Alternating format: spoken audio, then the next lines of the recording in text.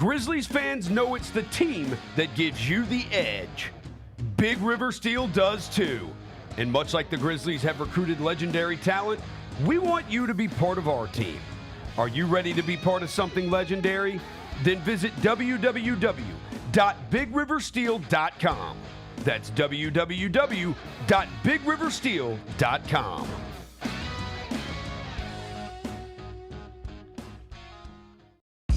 Nate Bargatze. Look, I say a lot of dumb stuff. I try to keep it in front of large groups. Seems to go better that way. Big Dumb Eyes World Tour. When you say something dumb one-on-one, it's a lot for that person. I'll say it, then I can just feel that they feel the weight of my life on their shoulders. Tickets and info at NateBargatze.com. Don't miss the Big Dumb Eyes World Tour. Nate Bargatze. Memphis. Monday Night Raw returns with non-stop action, unmatched energy, and the superstars you love. We don't get mad, we get even. We don't go home till we beat them. This is our time, we're leaving. Give me the crown undefeated. Witness the moments you'll never forget. Monday Night Raw, Memphis. Monday, February 16th. Tickets and ringsider packages on sale next Friday. Jeff Dunham, Artificial Intelligence, his all-new tour. Just don't have. You're the other white meat. MJ, how can you be so smart on one hand and so stupid on the other? Well, you're half of it. I realize I could have avoided all this years ago with one simple word. I do not. Silence! Don't miss a Memphis. Friday, April 10th, FedEx Forum. Tickets on sale Monday, September 29th at jeffdunham.com.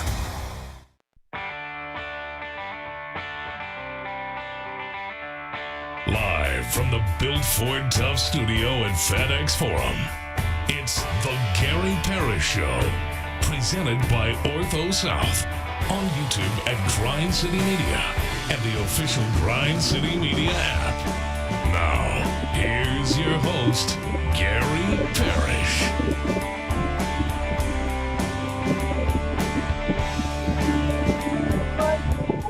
Here, my name is Gary Parrish. I'm speaking to you from Midtown Manhattan, New York City. Bennett Doyle back in Memphis producing the program. Glad he's with me. Glad you're with me. Hope you're getting through the day best you can.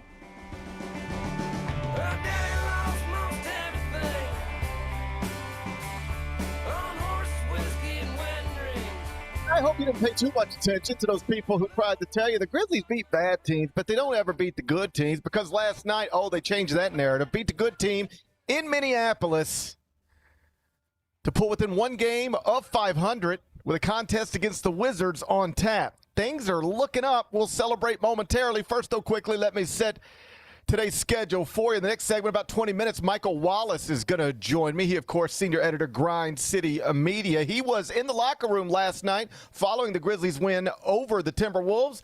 I'll get his thoughts on everything he saw. Michael Wallace is going to join me in the next segment. Finish talking to Michael Wallace. We will take a break, come back, do 5 more things you need to know, at which point we're going to discuss 5 previously undiscussed stories. Among them, Penny Hardaway's Tigers took Vanderbilt to overtime before losing for the 6th time this season. The final score was Vandy 77, Memphis 70. So the Tigers are now 4-6, and their at-large hopes are, if not definitely done, likely done. We'll worry about year 8 for Penny Hardaway. We'll do that in about 40 minutes. Interesting story from Ross Dellinger detailing how actual college football coaches believe the college football playoff will unfold. There's 2 teams that most coaches believe will be the national champion, either this one or that one. In other words, we got 12 teams in this thing.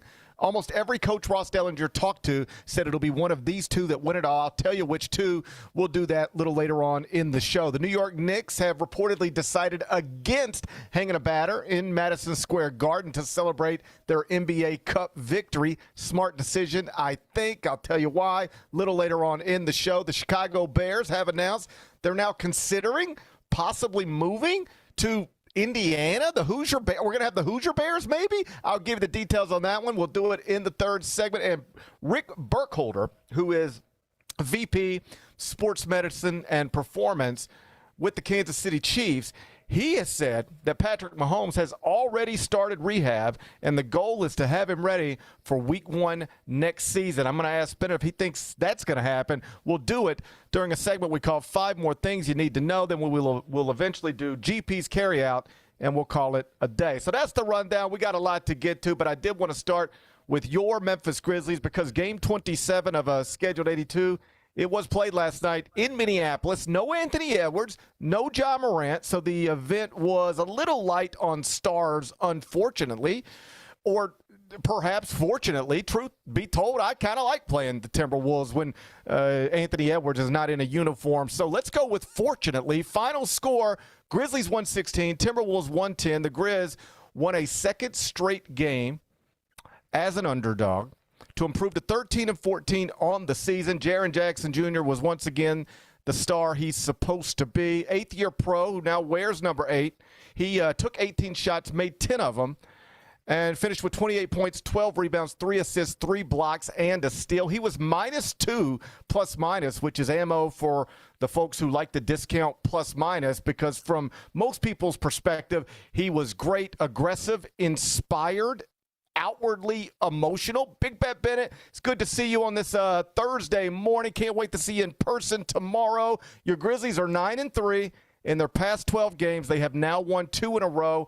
Next up, Saturday's game against the Wizards inside FedEx Forum. Are you ready to get to 500 on the season? Because I plan to go to bed on Saturday night, 500 on the season.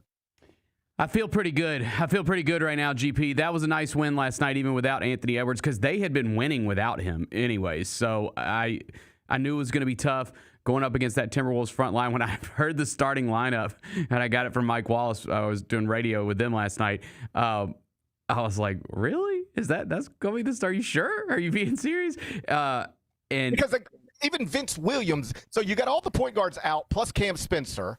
Right. The assumption is Vince Williams will, take over lead guard roles again, and he played some of that last night. But, no, the starting backcourt was Cedric Coward and Jalen Wells with Brandon Clark, Santi Aldama, and Jaren Jackson Jr. up front. And I just think you mentioned it, the biggest development, obviously great to see BC back. It was awesome to see him in the starting lineup. I don't think anybody really expected that his first game, his season debut. And it worked. It was clearly the right move by Tomas Isolo to go with that starting lineup. BC looked good in his debut. He was moving around out there. He looked athletic. So I think that's super positive. But it's the Jaren thing, because you had the game the other night against the Clippers, and it was like, okay, that is the Jaren that we know. We have seen that over the years, and this is all good stuff. You get a win, he goes big. But is that just a one-off, or is it going to trend back towards how it's been the past couple weeks? And he does it again. And I just think that's the biggest thing right now is if you can get this version of Jaren going forward, I think then you can really start to kind of, dream about some stuff, because that was big. They are very intentionally trying to get him involved earlier and more deliberately. And Tomas Isolo has explained that, and you put your eyes on it, you can see it. I thought he was terrific, and I don't know that I need to see 27 and 13 and all of that every game, because that might be setting a bar a little too high for him. Sure. But just everything we saw last night, forget the box score, just what you saw last night watching the game, that's what you would like to see a little more consistently, and you've now seen it for a couple of games in a row. And I know that he isn't considered like the greatest finisher in the world or even on this roster, but he was terrific down the stretch last night. So, as you know, there's 69 seconds left, one possession game, and Jaren, who isn't described by many as a great passer, finds Jock Landale in the corner, long jumper, good. That makes it 109-103. Next possession, Jaren hits a little floater. That makes it 111-103. And right then, the game is essentially over. Minnesota, they never could catch 111 and ultimately lost to a Grizzlies point total of 116. And Jaren Jackson Jr., again, finished impressively. It wasn't just the box score, 27-13, the blocks, the assists, the steal. It was when it was time to take over a game, when it was time to close this out, when it was time to put this away, the Grizzlies put the ball in his hands, and he was able to deliver. That was obviously a great sign as well. And I think, too, the opponent that you're going against, I mean, that's one of the best front lines in the NBA with Rudy Gobert and Julius Randle. Like, you do it against the Clippers, and it's like, okay, well, the Clippers are a disaster right now. You do it against that good team with one of the better front lines in the NBA. That's what made last night super special from what Jaren was able to give you. So, yeah, it was, and all the Grizzlies, big man. Jock Landale was awesome off the bench. Santi had 11 rebounds. Like, they were pretty dominant in that game. That was an impressive showing. You mentioned Brandon Clark. He made his regular season debut last night, obviously coming off of an off-season injury procedure.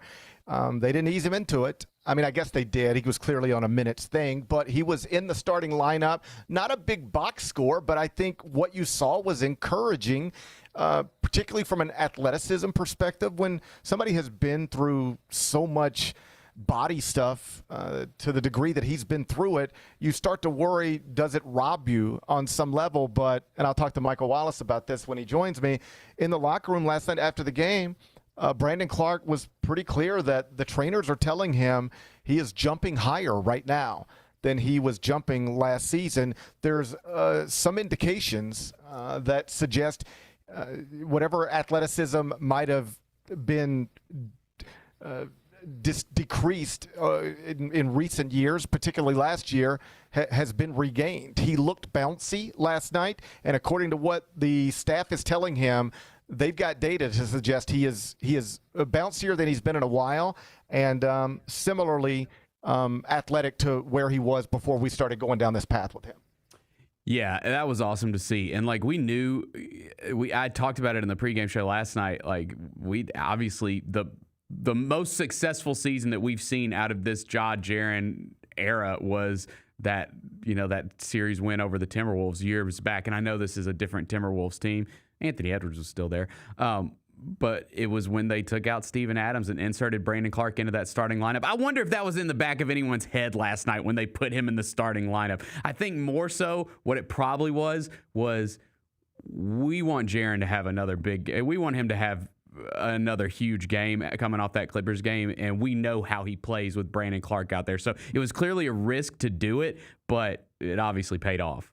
And they had clearly seen things in practices, workouts that suggested Brandon Clark was ready to go. Like, this isn't going to be a thing where, okay, he's cleared to play, but it might take another week before he gets his rhythm back.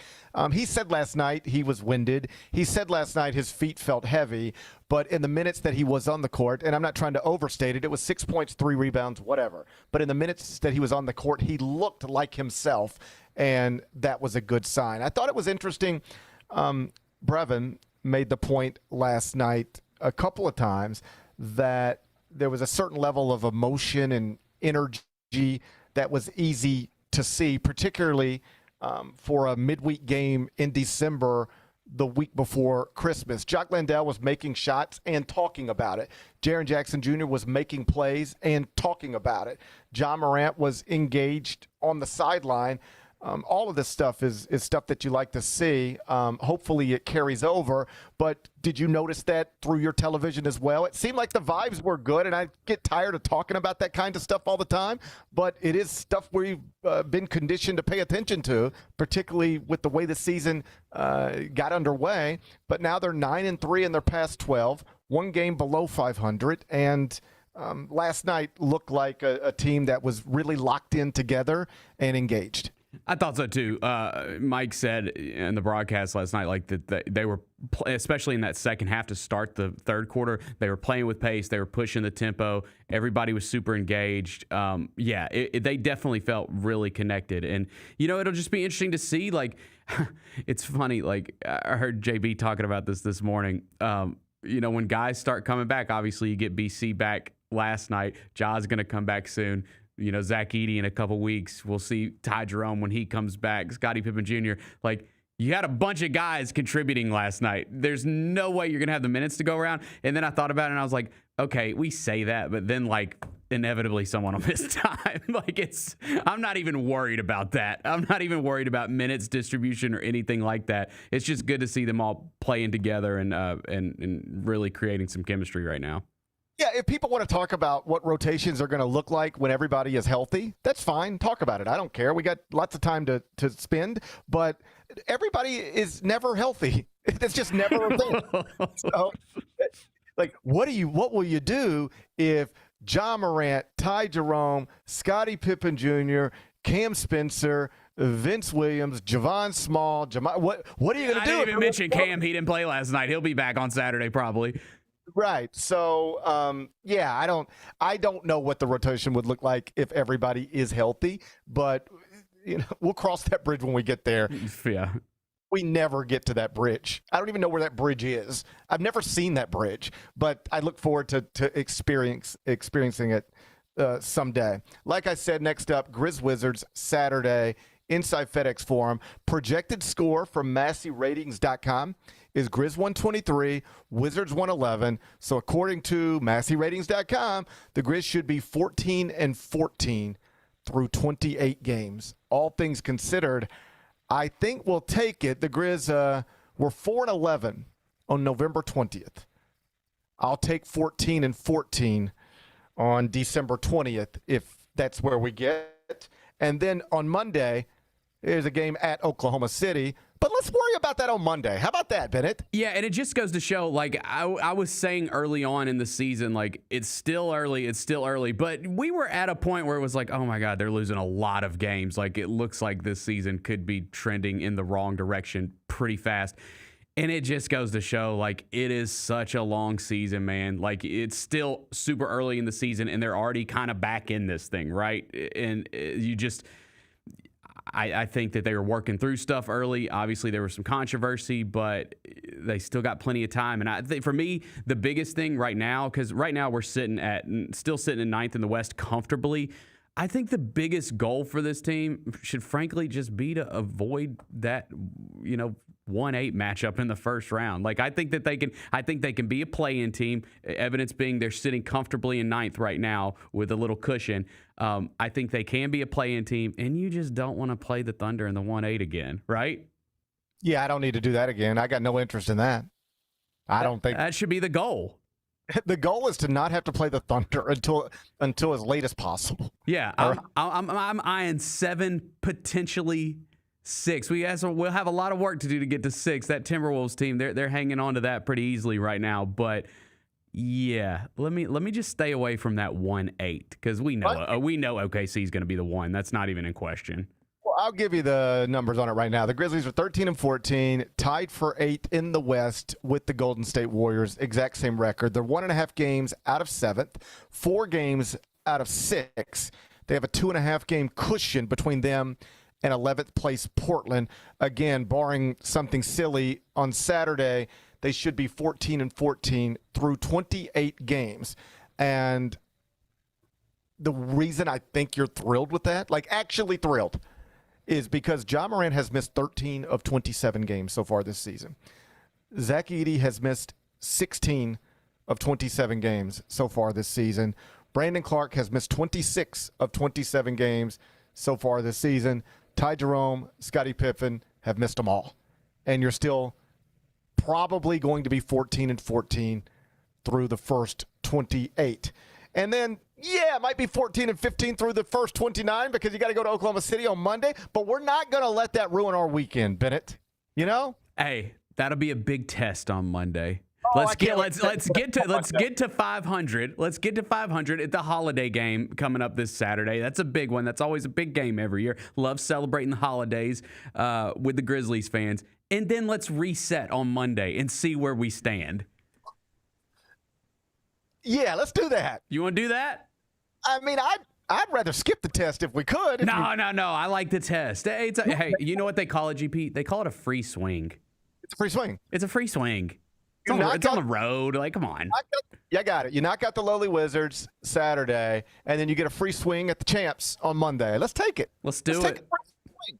Let's take a free swing. I don't know how to go well. I don't know if it'll go well, but That ain't nothing we got to worry about till Monday. We're not going to let that ruin our Thursday or our Friday or our weekend. We're going to enjoy getting back to 500. We're going to wake up Monday, come in studio and celebrate being back at 500, and then we'll worry about Oklahoma City later on in the day, all right? But we're not going to let that ruin our weekend. Michael Wallace is going to join me next. Southland Casino Hotel is helping you navigate to Santa. Win your share of over $550,000 in free play and a brand new Lincoln. Here Comes Santa takes flight on Saturday, November 1st, when you can begin earning entries. And don't forget the grand finale drawings on Saturday, November 29th and Saturday, December 27th to win a share of over $40,000 in free play or a brand new Lincoln. Win big during Here Comes Santa, only at Southland Casino Hotel. Own the 2025-26 Grizzlies season with the 10-game Flex Pack, the ultimate way to catch all the action on your terms. Choose your favorite matchups from intense rivalries to weekend thrillers and customize your pack to fit your schedule. With 10 games to pick, you'll never miss the moments that matter most. Visit Grizzlies.com/packs today to build your perfect ticket pack and cheer on the Grizzlies your way. It's your team, your season, and your schedule. So don't miss out. The Grizzlies are the one thing everyone in the family can agree on. So join us every Sunday this season for Sunday Family Fun Days. It's a steal at just $35 and includes a ticket to the game, a $10 food voucher, post-game free throws on the court, and a meet and greet with mascot Grizz. Space is limited, so grab your tickets now for this unique experience your family won't soon forget. Go to Grizzlies.com/Sunday and have a fun day.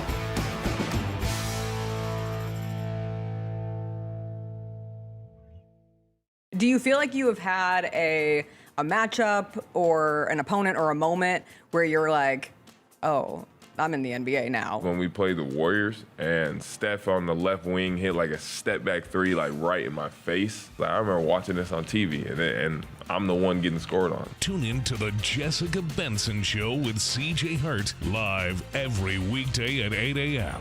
on YouTube at Grind City Media and the official Grind City Media app. Kroger shoppers and Grizz fans. Want exclusive last-minute discounted ticket deals texted straight to you? Sign up with the new Kroger Buzzer Beater deal. Fans can sign up by texting Grizz to 636-479 or visit your local Kroger store in the Delta Division and scan the QR code. By signing up, you agree to receive recurring automated promotional and personalized marketing text messages from the Memphis Grizzlies. Consent is not a condition of any purchase. Message frequency varies. Message and data rates may apply.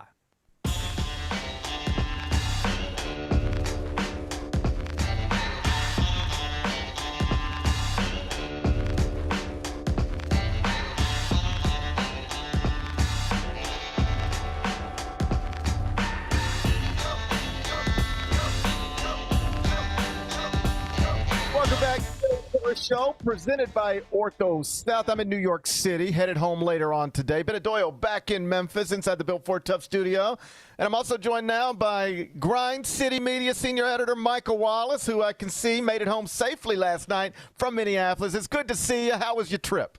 Hey, man, it was a great trip. When you can go 2-0, anytime the Grizzlies can go unbeaten in a road trip, you got to take it, man, especially if one of those stops is in L.A. that allowed us to avoid some of those frigid temperatures, man. So all good. It's one only bad nugget about this, man. Somewhere on the second floor of the FedEx Forum parking garage, there are 2 empty parking spaces right now and 2 sad spaces right now with you out of town and me here right now. So I got to go fill that. So I'm going to head out after we get done and go fill up at least my parking space. I'm going to park. I look forward to parking there tomorrow. I'm going to back in perfectly. It's going to blow. It's going to blow your mind. Before we get specifically into last night, let's talk big picture. Sort of the point I made as we were going to break. The Grizzlies need to beat the Wizards on Saturday to get to 500, 14-14 through 28. And given that this team was once upon a time 4-11, and given that this team has been just destroyed by injuries, Ja has missed 13 games, Zach has missed 16, Brandon Clark has missed 26, Ty Jerome, Scottie Pippen have missed them all. I'll take the expected 14-14 record through 28 games and feel pretty good about where we are, especially considering where we were. Oh, no question about it. As a matter of fact, I was just doing some research. I got a mic check column coming to the newsletter subscribers first, midday, and then obviously it'll be up on our web channels after that. Digging into some of the numbers, man. No team in the NBA has had such a drastic in-season turnaround so far this season. The Grizzlies, as you said, just at the overall record, 4-11 this time a month ago, and now they're 9-3 in their last 12. So, to get back to the cusp of 500, and you would expect the Grizzlies to take the layup that the Wizards are going to give them when they come to FedEx Forum on Saturday. Washington is the worst team in the league right now. You get back to 500, you feel even, you take a deep breath, you celebrate, and then you prepare going into Oklahoma City feeling like you got nothing to lose as a new team. So we'll see where the injuries are with guys like Ja Morant and some of the guys that are nagging. Hopefully Cam Spencer will be back by then.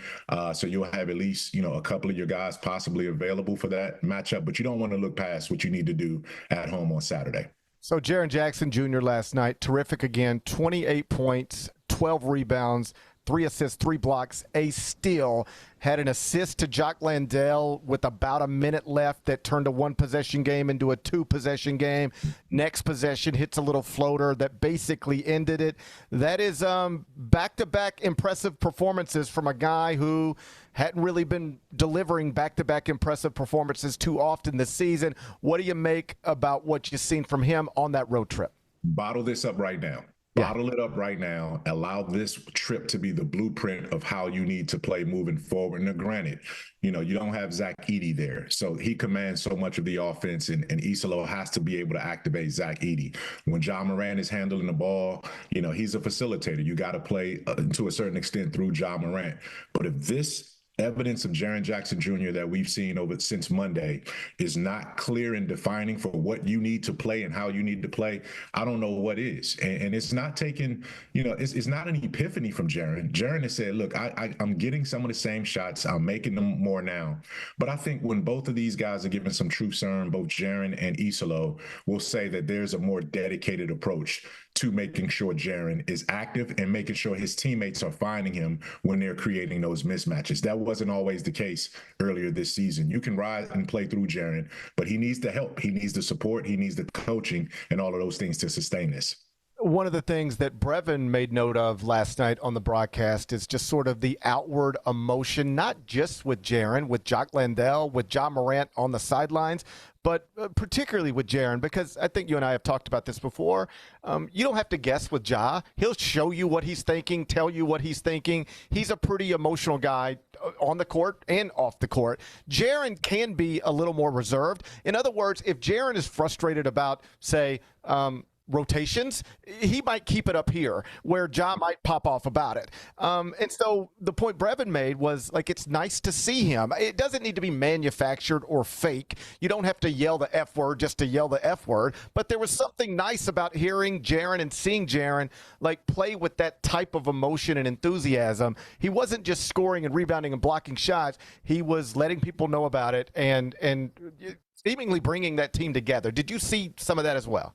I've seen that, and publicly you see that. You see that when he's demonstrative on the court in LA, right? Going up against Zubac and knowing that James Harden can't defend him when they switch off on him, knowing damn well Bogdanovich can't defend him when Bogdanovich got switched off on him. So he's calling for the ball. He's being more demonstrative. He's celebrating, the good moments. He's firing his team up. He did all of that, right? And then to do it against Rudy Gobert and Randall, two guys that have been perennial, either all NBA guys or all-stars.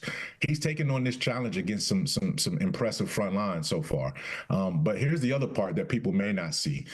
At shoot-arounds, at practices, going to different, airports and the buses. Isolo and Jaren are connected. Like, they're having conversations, and you see them on the bench, when everybody else is still doing workouts and stuff like that during the open stages of media practices, and they're constantly in conversation, and it's a two-way street. Jaren is giving Isolo, hey, here's what I need, here's what is working for me, and Isolo is saying, okay, we're going to make sure to make sure that our other guys who are not natural facilitators or point guards know when to hit you and how to hit you. And I think that gets lost into the evaluation of Jaren too. When he's not on the ball and not handling the ball, he's having to wait for guys who are not natural facilitators to get him the ball. And that's what happens when you don't have a lot of available point guards with all of those injuries. So that's been a little bit of a struggle there too, but I think Jaren is overcoming it. Isolo is overcoming it, and they're both connecting on this situation. They're deliberately making decisions to prioritize what Jaren Jackson's impact can be with this team right now. The point you make about Isolo and Jaren spending a lot of time talking and communicating is an important one, I think. When I was a beat writer and I was in practices all the time, I always tried to pay attention to how people interacted with each other. Who talked to whom? Who was laughing? Who wasn't laughing? Who was trying to raise the energy? Who was taking away from that? Now that my job sometimes has me as a sideline reporter and I'm in shoot-arounds, I try to pick up on the same things, like who talks to whom. And even when we were at a Grizzlies function in the preseason, there's a handful of players there. Thomas Isolo is there. How are they interacting? Who talks to who? And I think it's important that to know that Jaren and the coach seem to be having a wonderful dialogue in an attempt to better understand each other and take this thing where everybody wants it to go, because on some level that is the key to it. It's not just about being a brilliant basketball mind. It's about getting your brilliant basketball players to understand your vision, see it, and execute it. And it appears, for a variety of reasons, that we're further down that path today than we were, say, the first 15 games of the season. And that's a great point. And I know some people may hear this and they're probably like, well, that's one of the highest, that's the highest paid coach on your roster. This is the head coach. They're supposed to talk. Yes, they are supposed to talk, and they have been talking. It's not like they weren't talking and communicating at practices and all of those things before. But the circumstances with this Grizzlies team change from game to game. Almost, I was about to say week to week, but literally from game to game in terms of who's available and who's not, and how you need to be effective in that specific moment. And those have to be ongoing conversations and deliberate dialogues. And, again, Isolo wanted to defend his system and, his way of taking over, his way of establishing a culture. So he wasn't as open and frank about some of the internal challenges and things of that nature that went with that when he spoke to the media earlier. Now you're getting a lot more in-depth information from Isolo in his interactions with the media. He's explaining things a little bit more. He's talking about the challenges that they're working through specifically.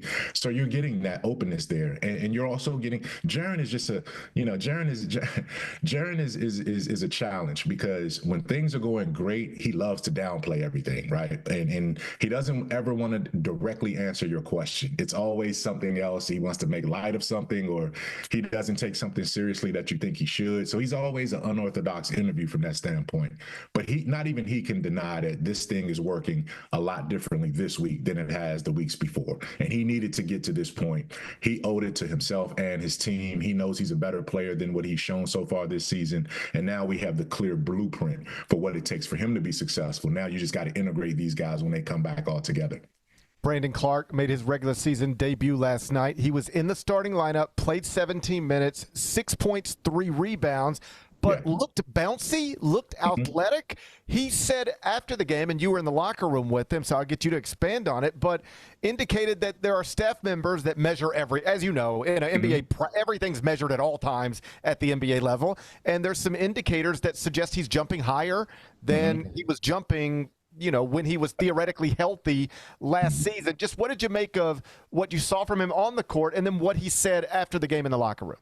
Yeah, all of those metrics and measurements, because that's all he's been going through for the last 3 years is metrics, measurements, rehab, right? Like this guy's had 3 years straight, either derailed or completely ended by Achilles, by knees, by surgeries, by scopes, and all of those things. So you almost forgot you don't forget him, but you almost forgot how he would impact the game, because as I told him after that scrum that we got him at the locker room, you each time you come back from this, you come back to a different team. And this was literally the case. Brandon Clark never played for Thomas Isolo. He got hurt on March 19th last season, Isolo didn't take over until 10 days later. So last night was not only Brandon Clark's debut with the Grizzlies this season, it was the first time that Isolo coached him as a head coach. So there's a lot of things that goes into getting him reacclimated. But yes, to your point, he's jumping higher. His measurables are still there. The 3 rebounds aren't like a lot, but all 3 of them were offensive rebounds, meaning it took even more effort to get yourself in position to do that. He started against Rudy Gobert last night in his first game in 8 months. That's just a lot to ask, and I thought he was up to the challenge, and he's only going to grow from here. Okay, before I get you out of here, update me if you can on Ja Morant, Cam Spencer. Let's start with Cam. He was away from the team yesterday for personal reasons. His brother has also been away from the Warriors for personal reasons. That certainly suggests it's a family issue, which is the most important thing. Basketball secondary, we all understand. But, you know, it's a basketball show. People want to know if Cam Spencer is going to be available for Saturday night. Do we know that yet? We don't know that definitively yet, but the indications are that, you know, the reason why he got this particular game off was to give them, expand that window. The Grizzlies don't play again until Saturday, so there's a couple of days there. Cam obviously was celebrated in the locker room in LA, but he was doing that with a heavy heart. So I got even more respect for him because I didn't know he was going to go through what he went through right after having to leave that game and then getting on a plane and going back to being with family. So first and foremost, man, prayers to he and his brother and their families and whatever they're going through at this point. But the expectation is that this won't be a long-term absence or anything like that. He wants to get back. Pat wants to get back as well too. And I think they both will be back in short order. And heading into last night's game, at least initially when the status report was published, there was a chance Ja Morant would be available in Minneapolis. I think most people expected him probably not to be. He was downgraded before tip-off, ultimately ruled out. Do we know how that ankle is doing? He obviously, stepped on a foot in a previous game. Well, I mean, I'm not, breaking any news here on this one. He's on crutches. Like he has walking assistance right now, both as a precaution and as of, he needs it, right? So there are moments where I've seen Ja and he's been in public spaces with the crutches, and there have been moments where he's not used them, but he's not walking. Nothing that I've seen in terms of how he's walking would indicate that he's ready right now. This might be something that takes a little bit. And, the team will announce whatever it's going to announce at this point in the coming days or whatever. But, it's unfortunate, man, because the guy just missed 3+ weeks with the calf strain. And then on the same leg, that he twists the ankle. So, you got 2 things going on with the lower part of your leg on the left side, and you're an explosive athlete like that. That's really, really tough. It's frankly been a frustrating season for Ja. I appreciate how he's handling it mentally, though, because every time I see him, he's uplifting guys in the locker room. He was, and I'll give you a little bit of an aside here. In LA, he was basically a public relations intern because he was directing the media to certain guys that needed to go ahead and do their media obligations, right? So he was like, all right, guys, now you got to go over to Jaren. Okay, guys, you better get Cam Spencer right now before he has to go. And this is Ja Morant doing this, right? So, he's trying to be involved. He's being involved. He's being genuine with everything. But it's a heavy burden for him to deal with the injuries that he's dealing with because it's so nagging and just so, freakish in that nature. But I wouldn't say this is a long term, but I do think he's going to need, all of this break right now that they're getting and maybe even some more before he's ready to play. But we'll see going into the weekend.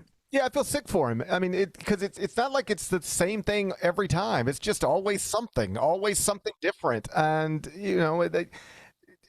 I know he wants to play basketball. I know that as frustrated as Grizzlies fans get by all of this, nobody could possibly be more frustrated about it than him.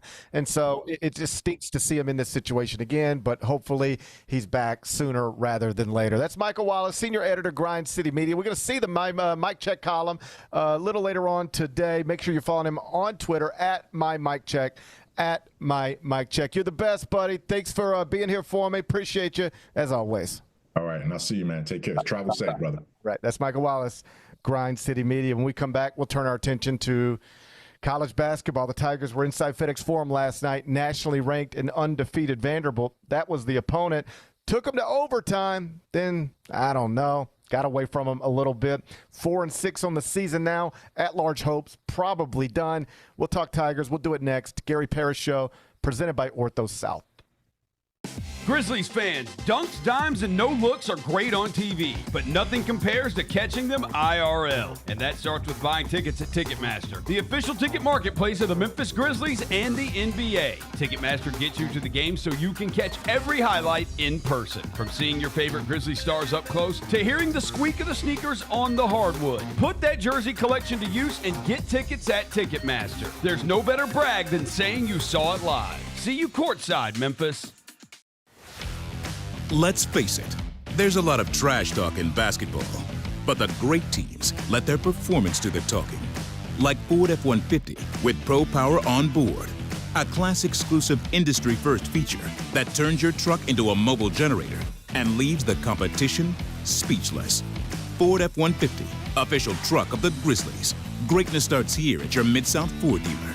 Class is full-size pickups under 8,500 pounds, GVWR. Grizz Nation, Friday nights just got a whole lot better. Introducing Buckets and Brews, the ultimate way to tip off your weekend. Every Friday this season, grab a terrace-level ticket to the Grizz game and 2 12-ounce Miller Lights for just $55.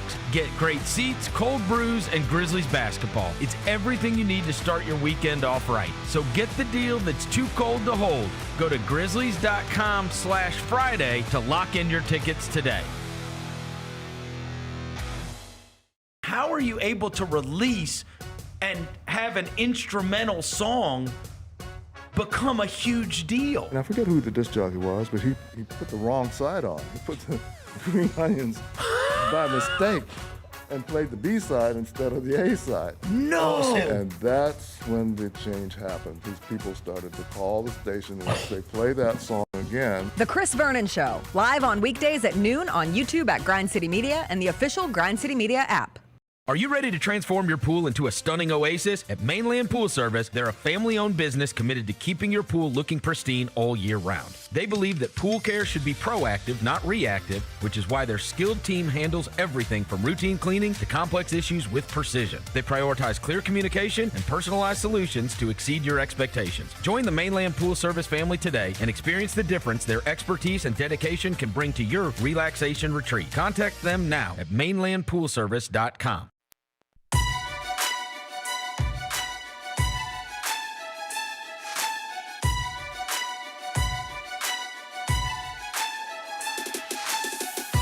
Orthopedic injuries can be unpredictable, unforeseen, and unscheduled, and Ortho South understands this better than anyone. Since your injuries don't make appointments, you don't need to either. That's because Ortho South welcomes walk-ins during the weekdays and the evening, and even on Saturdays. The next time an unforeseen injury makes an unscheduled appearance in your life, visit orthosouth.org to find your nearest urgent care location. Just walk in, and Ortho South will take care of everything, especially you. Learn more at orthosouth.org. That's orthosouth at orthosouth.org. Now I got 5 more things you need to know. Number 1. Final score, Vanderbilt 77, Memphis 70. Inside FedEx Forum, the Tigers took the 13th-ranked Commodores to overtime. But then in overtime, they let the game get away from them a little bit. So it's 4-6 now overall. At-large hopes, probably done.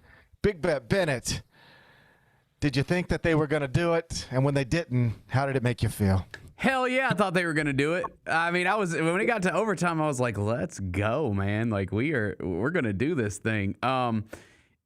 It just it stinks, man.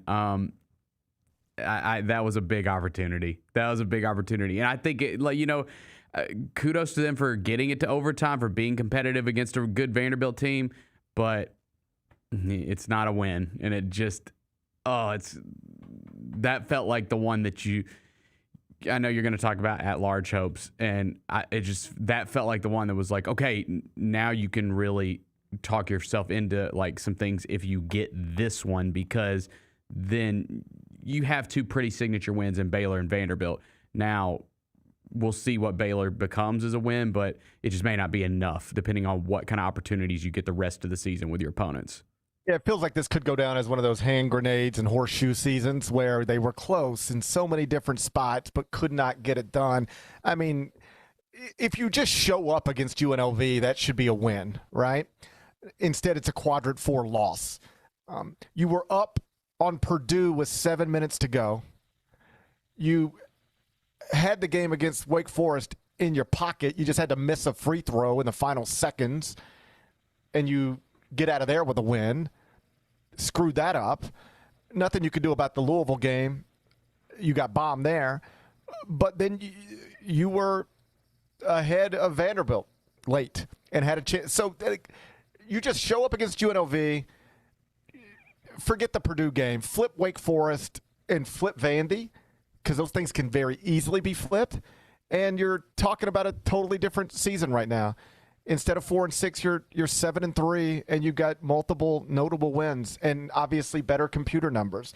So missed opportunities, absolutely, but now they're nearly out of opportunities. Like, where are your big wins going to come from? You're 0-3 in quadrant 1 now, 1-2 in quadrant 2, so 1-5 in the first 2 quadrants with a quadrant 4 loss on your resume. If they were getting ready to go play a Big Ten schedule, SEC schedule, they would still have enough opportunities in front of them to try to build an at-large resume. But they're at a point now, just running through their league is not going to be good enough to put them in the at-large conversation. When you turn on the Eye on College Basketball podcast on February 1st, and me and Matt Norlander are talking about the American to the extent that we will be saying it's a one-bid league, and the one bid will go to the team that wins the conference tournament because nobody else is going to have an at-large resume. Like, Tulsa has a nice record, but they don't have the wins right now, and they aren't going to have the wins because they didn't schedule that way to actually have an at-large resume. So it's going to come down to the American Conference tournament. One of these schools is going to go to the NCAA tournament, and it's going to be whichever one wins that event, and nobody else will go.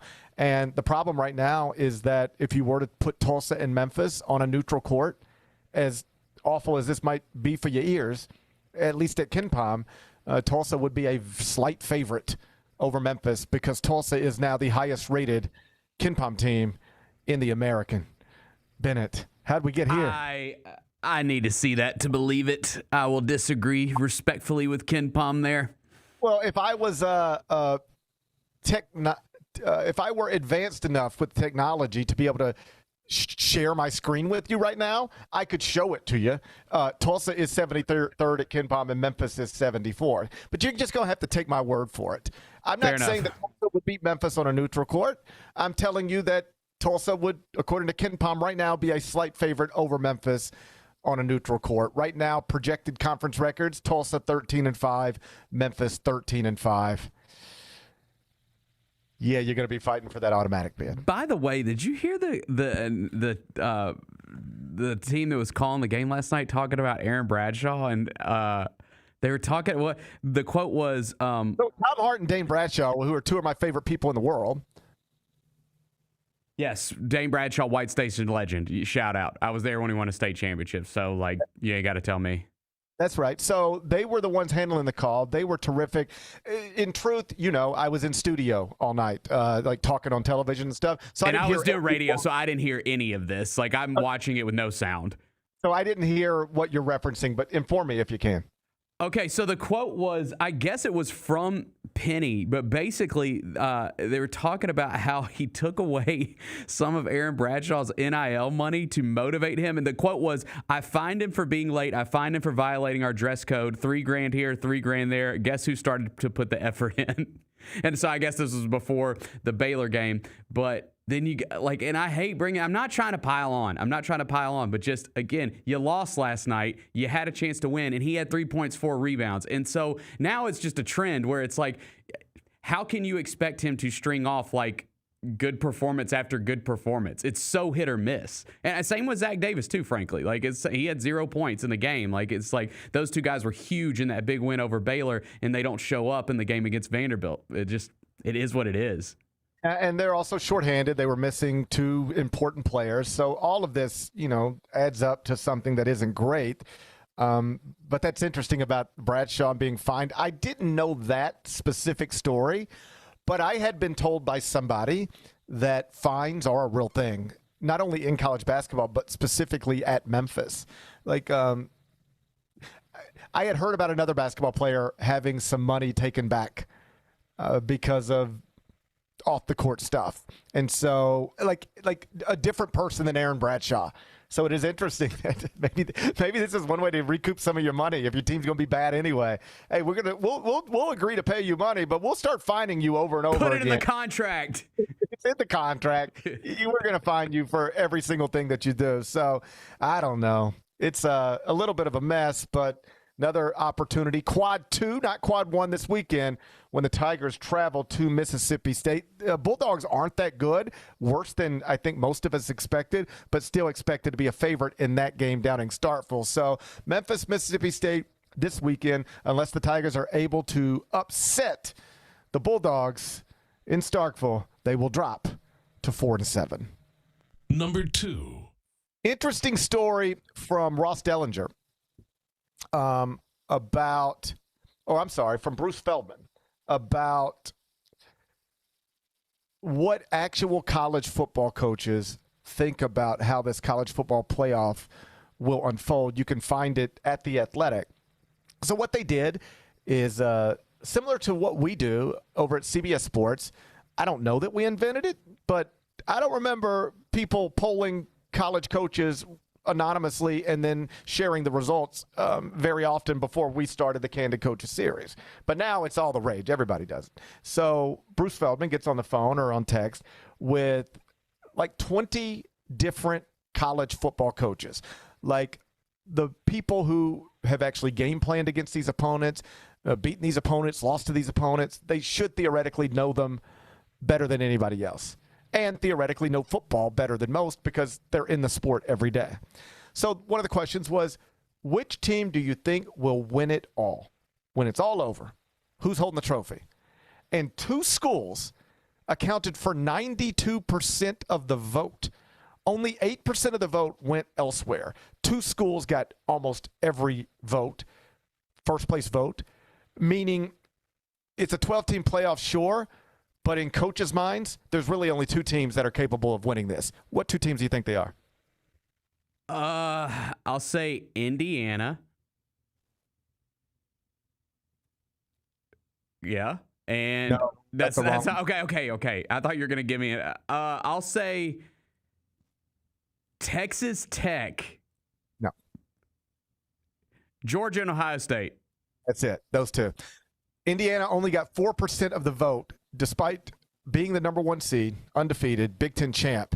Indiana is not the team that coaches think are going to win this national championship. Georgia got 50% of the vote, and Ohio State got 42% of the vote. Of all the answers, there were only 4: Georgia, Ohio State, Indiana, and Oregon. But 92% of the vote went to Georgia or Ohio State. So at least according to college football coaches, if anybody other than one of those schools wins the national championship, it should be considered a surprise. Another question. Who do you think is the biggest fraud in the field? Who do you think is the biggest fraud in the field? Oh, I mean, it's going to be Tulane or James Madison. Yeah, but I think people just don't even count them because they're like, I don't think they're fraudulent. Okay, fair enough. They're just in it because we have to put them in it. But I don't think they're – we all know what they are. They don't pretend to be anything other than what they are. Those are 2 teams that we think will play and lose and be done with this. But of the – let's like at-large bits of the people who, could have been left out of this thing, who do you think is the biggest fraud among those? Miami. No. In fact, Miami was the leading vote getter when the coaches were asked, well, who's the dark horse? Like – got the talent to maybe do it, but it would be a surprise, but they could get it done. Miami was the leading vote getter in that one. Biggest fraud in the field? Ole Miss at 29%. One college head coach told Bruce Feldman they've had so many distractions with Lane leaving, and when you look at it, Oklahoma is probably their only good win this year. So they're calling Ole Miss frauds. They're calling Ole Miss frauds. Put it on a bulletin board down at Vaught Hemingway and get ready to use it as motivation. Because college football coaches are calling Ole Miss the biggest fraud in the college football playoff, according to Bruce Feldman at The Athletic. You can read it, theathletic.com. Number 3. The New York Knicks have reportedly decided against hanging a NBA Cup banner inside Madison Square Garden. I think that's probably a good idea, don't you? No, I don't. You want a banner? Hell yeah, man. If we were to win the NBA Cup, I want to hang that banner up in our building. And okay, so the response to that would be, well, it's the New York Knicks. Okay, they haven't won a championship in my lifetime. So I don't know. To me, that's a little bit of a who do you think you are? That's just kind of where I am on it. I think the Cup's cool. We treat it as a championship. I think everyone acknowledges it's not an NBA championship, but it is a championship that the league wants the teams to embrace. Someone made the point that this might just be James Dolan trying to get back at the league because he's always kind of combative with the league. And I guess I could maybe see a little bit of that. I would hang the banner. I think it's cool. I'm not going to try to get inside the mind of a James Dolan, but perhaps what that person suggested, there's a hint of truth to it. Either way, where I'm at on this is just, will it get you made fun of? Why voluntarily do something that will get mocked? And that's what this is. Like, people would make fun of the Knicks banner. Now, they have all sorts of banners in Madison Square Garden, like Rangers banners, Knicks banners. There's a Taylor Swift banner and a Harry Styles banner and a Billy Joel banner. There's just banners everywhere. So maybe it would just blend in with all the other banners. But my guess is that if you hung a NBA Cup banner in Madison Square Garden, somebody'd go inside Madison Square Garden, take a picture of it, put it on social media, and then everybody would just make jokes about you and it. So why do that? Why do that? And it all starts because Mike Brown the other night was like, let's hang a banner, like live on television. And then then people started asking the question, like, are you really going to hang a banner? The answer appears to be no. Reasonable minds could disagree on it, Bennett, but I think I bottom line it that way. If you do it, people would make fun of you for doing it. So just skip it and go try to win the actual NBA title. Then hang that banner. That one would be celebrated forever. I think they jinxed themselves. Okay, Bennett. They're not winning a title because of this. Because of this, they jinxed themselves in the franchise. They're not winning this year. I've decided. Well, that's tough to hear. When it's them and the Thunder in the NBA Finals, and we're at a Game 7, I want you to remember this. I'm going to look at you and I'm going to say they cannot win this series because they did not hang the Cup banner. All right, I'm going to put it in my notes. On December 18th, put it in your notes. Eliminated the Knicks from championship contention simply because they have declined the opportunity to raise an NBA Cup banner in Midtown Manhattan. Okay, I got it. Correct. We got it. All right, got it. Number 4. The Chicago Bears might move to Indiana? What the hell? I know the Indiana Hoosiers have become the kings of college football, but that don't mean we've got to start moving NFL teams. More of them? Yeah, I mean, I think like the Raiders set a bad precedent. They move like every 3 years. So like maybe that's what's going on here is it's like, well, our brand is so big, we can just be anywhere and everyone will still be a fan. But I don't like it, man. They've been in Chicago for 100 years. Why would we move to Indiana? How many more professional franchises in this country are more tied to their city's name than the Bears? They're not just the Bears. They're the Chicago Bears. Right. Correct. That's right. Like Chicago is a part of it. Like the SNL characters. They're like Chicago and hot dogs and the accent. Like that's all part of the Bears. And so the idea that they're at least considering going to Indiana is kind of wild. But they're fighting over money and tax breaks and that type of stuff because the Bears want to build a brand new, with a roof, beautiful stadium that would not only host Bears games, but also all sorts of concerts and WrestleManias and Final Fours. Like once you get that thing built in that market, anything that takes place in those types of things, you're now a candidate for it. And they're fighting with the state over tax breaks and dollars and now threatening to, hey, if you guys don't want to work with us on this, we'll look at different places. Maybe we'll build a stadium outside of the state of Illinois. Now, the governor's already pushing back on it. So I don't think ultimately anybody thinks the Bears are actually going to leave the Chicago area or the state of Illinois. But this is a reminder of how ugly these things can get. And it's just, I think the Grizzlies and the city of Memphis still don't have a lease agreement. And the Grizzlies aren't even asking for the stuff that other NBA franchises are asking for, or that the Bears are actually asking for. Like in Oklahoma City and other markets, when they need a new arena, they want a new arena, like a brand new one. Like, let's tear this one down and do a whole nother one. And the Grizzlies aren't even asking for that. They just want I don't mean to just minimize it. It's hundreds of millions of dollars, but it's renovations to the arena, and let's make downtown nicer, safer, brighter, better. That's it. Those seems like a fair ask to me. Well, just now, I'm just saying these things can turn badly very quickly, and this is a great example of it. The idea of the Bears not being attached to Chicago or playing home games outside of the state of Illinois seems crazy, and it probably is crazy. Probably won't happen, but turn on Chicago radio today and see what that sounds like. I bet you they're going crazy. How did we get here? Why can't we just get this done? When it comes to these types of things, I understand negotiations, and smarter people than I are involved in them. But if I were the city of Memphis, I wouldn't be fighting with the only professional sports franchise that matters in this area, particularly when you see the Bears are now threatening to move out of the Chicago area, out of the state of Illinois. Like, you don't want to get to that place where it gets uglier and tensions get escalated.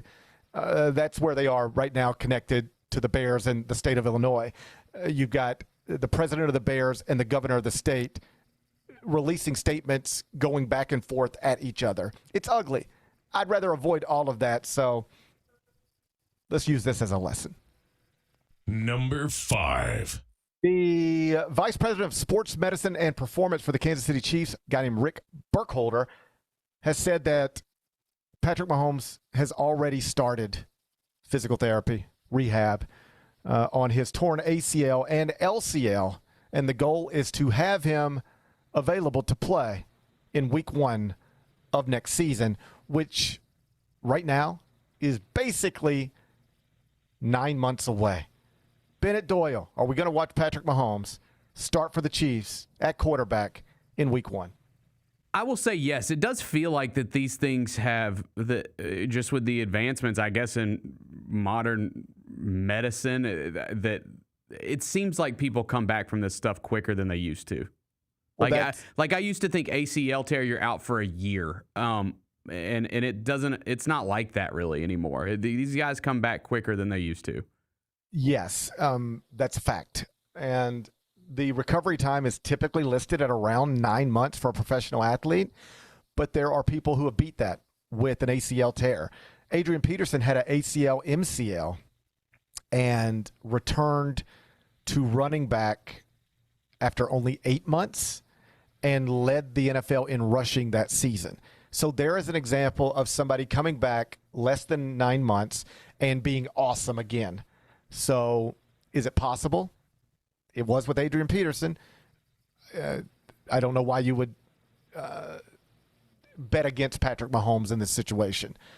Injured on Sunday, surgery on Monday, rehab starts on Tuesday. Let's go. So I suspect he'll work like crazy, and yeah, one way or another, probably be back for week 1. But as always, we'll see. Be back with Carry Out.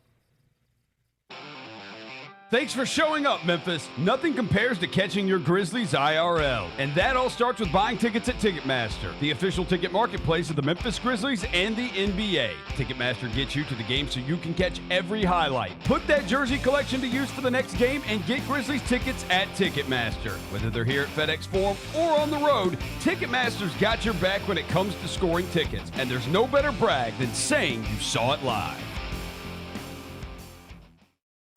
The long goodbye begins. A very special evening with Journey. Final Frontier Tour.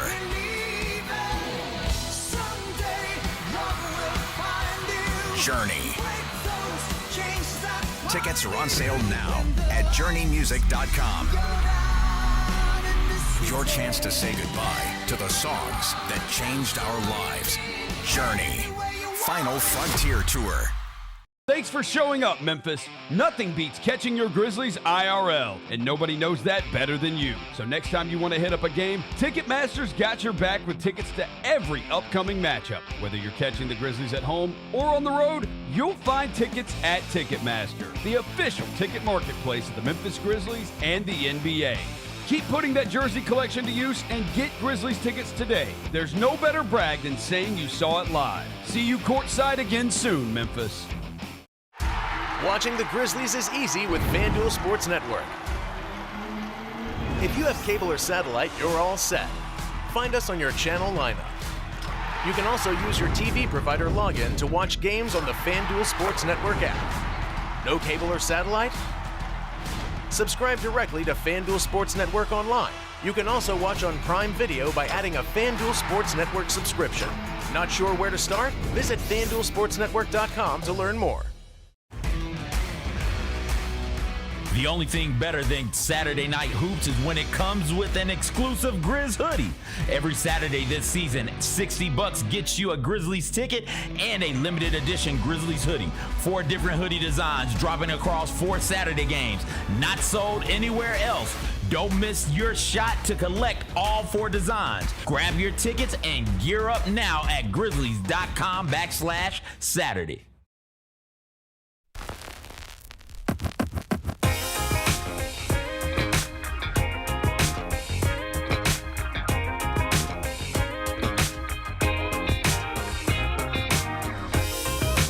Keep your closet stocked with latest Grizz gear. With the Saturday Hoops and Hoodies ticket, just $60 gets you a ticket to a Saturday game and one of 4 limited edition Grizzlies hoodies, part of an exclusive collectible series. This hoodie is available for one night only, then they're gone. Grab your ticket, support your Grizz, and stay fly with this exclusive merch. Score big with the first hoodie drop when the Grizzlies take on the Wizards this Saturday night.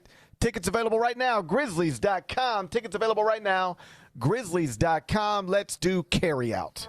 It's time for GP's Carryout. One final segment filled with stuff to take with you. It's not everything you need to know, but it's most of it.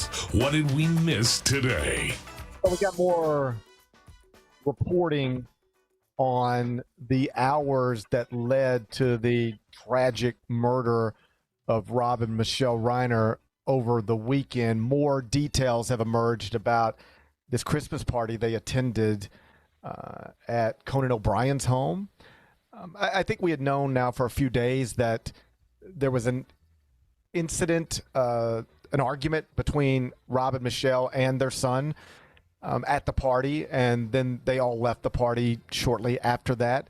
But now the reporting is that, like, the story of the party, even before everybody understood what subsequently happened, was Nick Reiner was walking around this party acting bizarre and weird and kind of scaring people. Like, had a confrontation with Bill Hader. It sounds like he and Bill Hader almost got into it. Bill Hader seems like the type of guy who could maybe,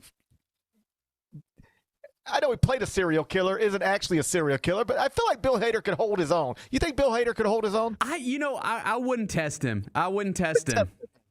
He seems like he could snap on you. Yeah, I could see it. I wouldn't have thought that years ago, but now, yeah, I could probably see it. I could see it, I think. Anyway, so Nick Reiner's going around this party, and he's apparently, this is the reporting at least, just walking up to, I mean, it's Conan O'Brien's party. It's nothing but famous people, or almost entirely famous people. And Nick Reiner's just, first off, he's not dressed like anybody else there. Everybody else is in, like, suits, sport coats, like, dressed like a nice Christmas party. He's in, like, a hoodie. He's dressing like me. And he's walking around to everybody saying, "What's your name? What's your last name? Are you famous?" And they'd be like, "What?" And then he just go do it to somebody else. And like, you start piecing it together. At some point, his dad's like, "Yo, man, what are you doing?" And also the reporting is they were telling people he had been struggling recently, and they kind of took him to the party just to keep an eye on him. Yeah. They were worried about leaving him alone. Ugh. So anyway, reading about all this, and then I stumble into a quote from Jane Fonda. Do you see this quote from Jane Fonda? No. Okay, so it's interesting. Michelle Obama was on Jimmy Kimmel Monday and was like, Barack and I were supposed to be with Rob and Michelle like last night. On the day that they died, we were supposed to meet with them. So it was all real fresh. Jane Fonda releases a statement and says, I saw them the night before last, looking healthy and happy. I am reeling with grief, just stunned. She was at this party and interacted with them and described them in the statement. She said Rob and Michelle were wonderful, caring, smart, funny, generous people, always coming up with ideas for how to make the world better and kinder. And then points out, I just saw them last night. So she was at this party too. And then I start reading about this. Do you know her connection to this home? This is kind of a crazy story. No. It's a lot of Hollywood homes probably have history like this. But the home Rob Reiner and his wife and his children lived in and where their life ended, Rob Reiner had bought it. They got it like in the 80s. They've been there for a long time. And so as the story goes, Rob's working. Michelle is out house hunting one day, like looking at homes. And she comes to Rob and she says, hey, I found this house in Brentwood that I just think is perfect. And I think you'd love it. Let's go look at it. I want to show it to you. So he's like, okay. And she tells him the house and he's like, that's Norman Lear's house. And she's like, she didn't know. She was like, I saw pictures of Norman Lear, famous screenwriter. She's like, I saw pictures of him in the house, but I just thought they must be fans of his. I didn't quite put it together. This is his home. And Rob Reiner's like, no, this is his home. I've been to this home. And are you playing around with me? And she's like, what? He's like, I did an interview a few years ago, just randomly, and I was talking about this house. And I was like, it looks like it's a home in New England, but it's right in the heart of Brentwood. And, man, it's just – I have done an interview in the past talking specifically about this home, and now you're bringing me this home saying you think I'll like it. You didn't never hear that interview. She's like, I don't know what you're talking about. I just thought you would like the home. So they're like, let's get it. All right? They buy the home. They've lived there until the day they died. They died in the home. Norman Lear had the home before them, but the original owner of the home was Henry Fonda, Jane Fonda's father. Wow. Jane Fonda was born in this home, according to Rob Reiner. At the very least, she was raised in it. And then she sees Rob and Michelle, the whole family, the night before. Ugh, it's just. Ugh. Anyway, I bet there's going to be a documentary on this home. There's going to be a documentary on this home someday. I assure you, a lot of history in there, and now, obviously, tragedy in there. But I don't know why I keep reading about this over and over again. But every time there's a new story, I just sort of dive into it, and it makes me sadder every single time. Like just everything that led to this and how it ultimately culminated is just absolutely heartbreaking and tragic. And I don't know. Hit your little button. Let's move on. What's today's biggest game? Can I interest you in the Xbox Bowl? I didn't even know we had an Xbox Bowl. Oh, yeah, it's an Xbox Bowl. They're doing it down in Frisco, Texas. Missouri State against Arkansas State. You can watch it tonight on ESPN2. Missouri State -1.5. How you going to act? Oh, my God. I'll go with my friends in Jonesboro for the win. Yeah, those are our friends. Yep. Those are our friends over there in I've Jonesboro. always respected the Arkansas State game. I know others tend to differ. I respect the Arkansas State game. I like having them on the schedule. They're our friends in Jonesboro, so we will root for them tonight. Everybody needs friends in Jonesboro. Yes. There are friends in Jonesboro. Yes, we're rolling with Arkansas State. This feels like a wrong team favored situation. Take ASU in the Xbox Bowl. What are we watching on TV? Okay, doesn't matter what we're watching. A couple of interesting TV headlines from the past 24 hours that Bennett sent me. The Oscars are moving to YouTube. You're going to watch the Oscars on YouTube, not ABC. Wait till Tony Kornheiser hears about this. Oh, but he hated the NBA Cup championship game being streaming only. wait till he hears about the Oscars. It's going to drive him crazy. And then, pardon my take, the famous Barstool podcast is moving exclusively to Netflix. So this is just sort of the way of the way. This is where we're headed, right? This is technology. Yeah, for sure. I mean, the old school, like, traditionalist media guy in me, that I was like, when I first saw this about the Oscars specifically, I was like, I hate that. I like it on network TV. And then I thought about it more, and I'm like, actually, this is awesome, because that's still one of the biggest television products, right? Like the Oscars, but it's obviously the numbers have declined a little bit. It's still, despite what some people will tell you, it's still one of the biggest television products like that we have outside of football. Even still, I think it's going to be a good opportunity for like the next generation to watch this show, right? Like I think it's smart. If I told my children right now, guys, go turn on ABC, I don't even think they'd know what I'm talking about. Right. I don't even know that I don't know that. I'm going to do this tonight when I get home. I'm going to take both of my boys and I'm going to say, guys, will you turn it on ABC?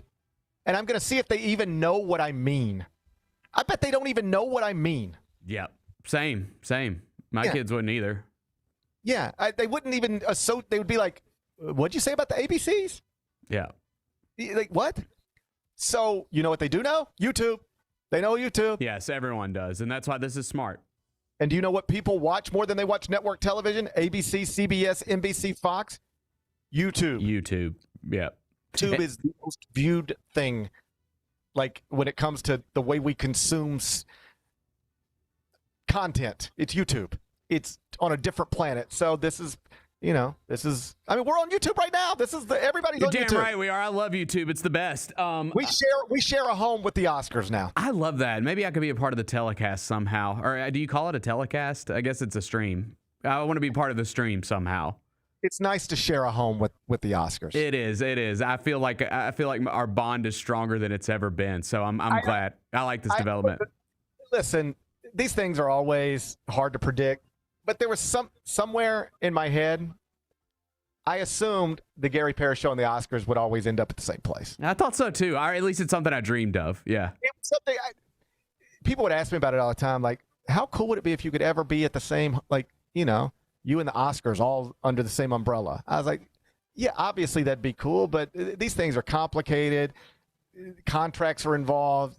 I just don't know if it'll ever work out. But would I like to share a home with the Oscars? Yeah, I'd like to share a home with the Oscars. And shoot, can they throw us on Netflix too? I mean, let me go talk to Darnell after the show and see. Like, I'm down to get on there too. That sounds fun. I wouldn't mind sharing a home with the Pardon My Take guys and Raw and Emily in Paris and that Diddy documentary. That sounds great. Sounds fine. So anyway, it's nice to share a home with the Oscars. We were probably always headed for this type of marriage, and I look forward to being good YouTube partners with our friends at the Academy Awards. What's the best thing we've read? Dan Walken, Yahoo Sports, had a nice profile on new Ole Miss coach Pete Golding, pointing out that he has gotten a haircut, so he's going to look less like a defensive coordinator and more like a head coach going forward. And there's some thought, like jokes aside, that's intentional, that he feels like he needs to look he needs to carry himself in a different way moving forward. Like, as Dan points out, when your head coach is Lane Kiffin and sucks up all of the attention, you're sitting in a press box with a headset on, you can shave, not shave, cut your hair, not cut your hair. Nobody's even looking at you. But now you're the head coach. You were the face of Ole Miss football. So let's trim it up. So we got to trim. And it was interesting. Like, Dan tried to talk to mom, dad, everybody. And, like, people wouldn't talk about him. So that was just sort of weird. You would think if my son just became out of nowhere the Ole Miss football coach and, somebody from Yahoo Sports wanted to talk to me about my son, I'd be like, I can't wait to talk to you about my son. But everybody declined all the interviews. So that stood out to me, but I don't know what to make of it other than that. Anyway, nice profile, Dan Walken on Pete Golding. You can find it at yahoosports.com. What's on tap for tomorrow? Friday, I'll be back in studio in Memphis, God willing. Get you ready for Jake Paul, Anthony Joshua. That's tomorrow night. Tigers got a bowl game. Grizzlies, Wizards this weekend. Tigers, Mississippi State this weekend. Jessica Benson will join me in the first hour. Should be a fun show. Looking forward to it already. Enjoy the rest of your day. I'll enjoy mine. Let's be back here tomorrow at 10. Till then, be careful, be kind, be good. Rep your hood.